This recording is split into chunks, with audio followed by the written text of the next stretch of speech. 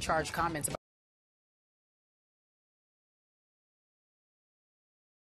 Luol Deng. CEO Steve Koonin sent a letter to fans apologizing for the events of the past week on Saturday. Carmelo spoke out on the topic Saturday morning and slammed the franchise.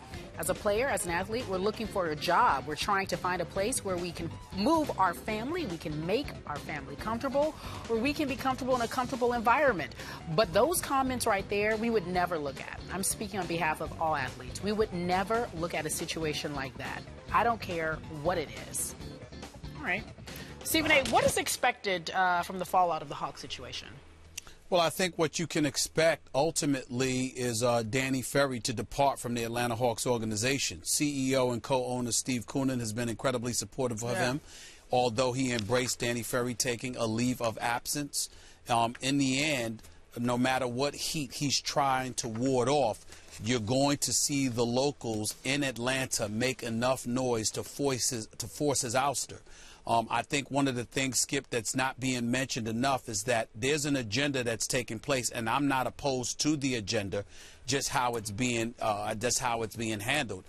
You clearly have black civil rights activists and others that are in Atlanta that are really, really making a push for minority ownership. They want Barry Levinson, who is on the way out because of the sensitive email that was exposed from him dating back a couple of years ago. He's about to sell his ownership stake, which the commissioner of the NBA, Adam Silver, supports. And as a result, you've got folks down there in Atlanta that want black ownership, and you have folks throughout this nation that are in support of more minority representation within the ownership group, the NBA's Board of Governors, because at this particular moment in time, the only black face from an ownership perspective associated with an NBA franchise happens to be that of Michael Jordan and no one else. You've got an individual like Junior Bridgman. He comes to mind.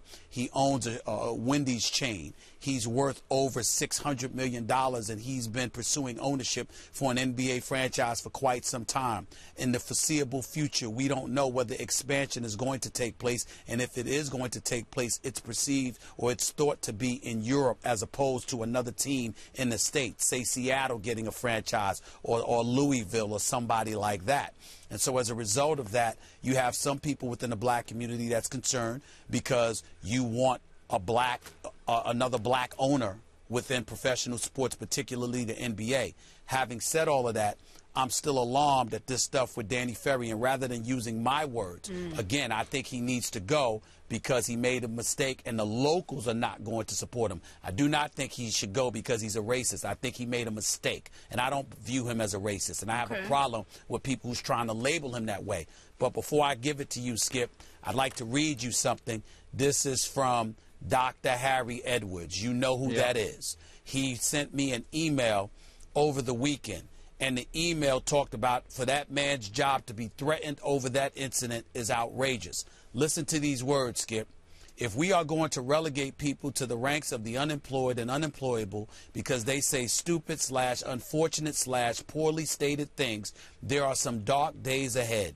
With the alternative media feeding this frenzy, with millions of hits in the social media firing and fueling the frenzy, and with the mainstream media legitimizing the frenzy, we are degenerating into, quote, an electronic lynch mob. That is my concern. These are the kind of things that we need to guard against. And I think in the case of Danny Ferry, I agree and stand with the commissioner of the NBA by simply saying he made a mistake by reading what he read on the scouting report. But it was on the scouting report. He shouldn't be labeled a racist and he shouldn't lose his job. But nevertheless, that doesn't mean he should be in Atlanta. He still should have a career in the NBA as an executive. And if he doesn't, it shouldn't be because of this. I'm not sure I'm with you on this one. I thought J.A. Adonde wrote a great piece for ESPN.com over the weekend in which he basically said the NBA needs to get to the bottom of this. That's basically what I said last week. I'm so uncomfortable with how comfortable Danny Ferry was reading this what I think is a racist reference. He's got some African in him. And that's not a bad thing, is what he said. But why the racial identification to make this point? I don't know what African had to do with this. So That's so inflammatory. I don't think that requires lynch mob mentality to get to the bottom of. I just think we need to get to the bottom. So if I'm understanding Danny Ferry's position correctly, he says that those words came from a member of another organization in the NBA, and that he was just quoting that man from that organization. I don't know anything about which organization. I assume it would have to be one for which Luau played. Cleveland. That's what I'm hearing. You're hearing Cleveland because it could be the Bulls or it could be Cleveland, okay? I'm hearing Cleveland. All right. So I would like to know if, in fact, that quote came from someone in Cleveland's hierarchy. Is it possible they were Danny's words? It could have been Danny Ferry's words. I don't know that. He says they were other words. I just don't think we should give him a pass, Stephen A., for that reference because it was really way out of bounds. Skip Bayless, if you don't mind, I'd like to add this. I'm not giving him a pass. I understand that that's not something he should have read. I understand that in all likelihood it's going to cost him his job. I understand that in the climate that exists within Atlanta, I have been on the record saying he needs to go. He has to go. What I'm saying is he has to go because he made a mistake that the locals are not going to forgive him for. He shouldn't be universally labeled a racist because he made that mistake. Because here's the problem. As a black person, we got to stop acting like other folks make mistakes, but we don't. If you open that Pandora's box where Danny Ferry has to go, you got black players. You've got black coaches. You've got black executives. I'm sorry. What's going to be opened with your Pandora box? What I'm saying is I want to make sure that I leave some wiggle room for people from my community, from other minority communities as a whole. If we make that mistake, we can stand up and ask for forgiveness and somebody can be receptive to that. But when we're so dogmatic in our approach to be so quick to get rid of somebody because they made a mistake, you are now closing the door on the wiggle room that you may need someday in order to get compassion and forgiveness from somebody else. That's my issue. Okay. Well said. But what do you think? No? I hear you. I do hear you.